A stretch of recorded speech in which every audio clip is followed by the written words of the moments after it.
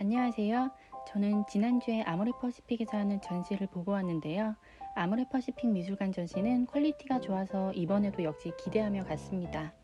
아모레퍼시픽 미술관이 그동안 수집해온 2000년대 이후 제작된 현대작품 위주로 총 37점으로 구성되어 있습니다. 주요 작품 몇 개 설명드리면 첫 번째로 독일 사진작가 안드레아스 거스키의 작품입니다. 스스로를 연대기 기록자라 부르는 안드레아스 거스키는 작업실 근처 매일 조깅하는 거리에서 바라본 라인강을 촬영한 것입니다.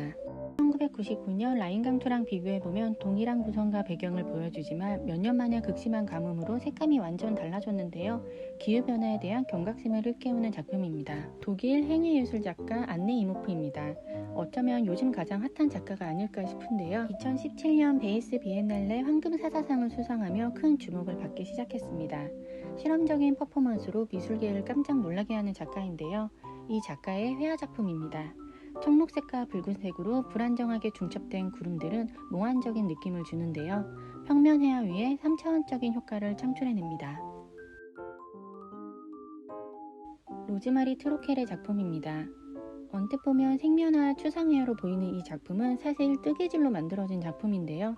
여성성을 나타내는 뜨개질이라는 재료로 포근하고 감성적인 느낌을 자아냅니다. 추상회화는 액션이라든지 주류 작가라든지 남성 미술이라는 비판을 받았었는데요.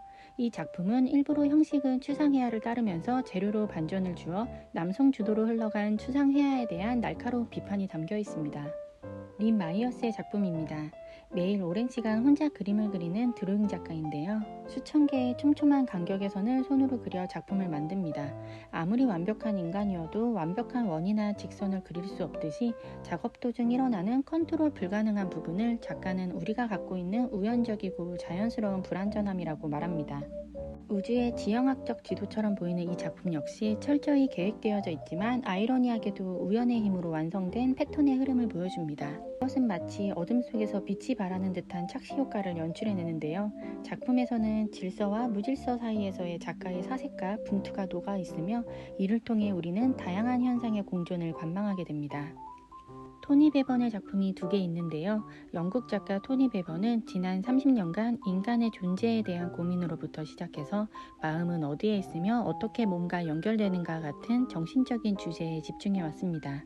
그의 초기 작품에서는 신체의 정신 상태를 드러내는 자신의 초상화라든지 머리를 그린 작품들이 많은데요.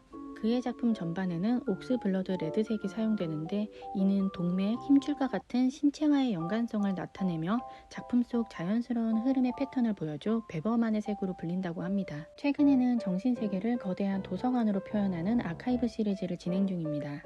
헬렌 마틴의 마지펜입니다. 작품 제목인 마진펜은 케이크를 장식하거나 간식으로 먹기도 하는 과자의 한 종류인데요. 깐은 항상 매끈하고 완벽한 모습으로 제작되는 마지펜을 우리의 치장된 겉모습에 대한 상징으로 사용하고 그 이면에 숨겨진 여러 감정적 구조들을 들여다보고자 했습니다. 이 작품은 일종의 자아상으로 주인공이 사회에서 보여질 모습을 준비하는 과정을 담고 있는 설치 미술입니다. 여기 또 기존 남성적 시선을 비판하고 여성성의 새로운 담론을 구축하는 작품이 있는데요. 현재 뉴욕에서 활발히 활동 중인 케이틀린 코우입니다. 그녀의 작업은 드로잉과 페인팅이 함께 보이고 미술사적인 요소들을 차용합니다.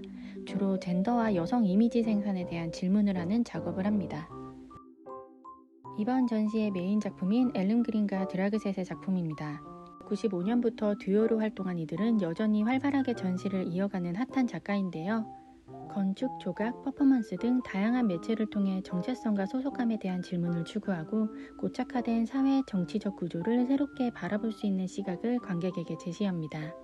97년에 시작한 대표 연장 무력한 구조물과 같이 듀오는 전시 공간 자체를 예기치 못한 환경으로 탈바꿈하여 전복적인 경험을 선사합니다.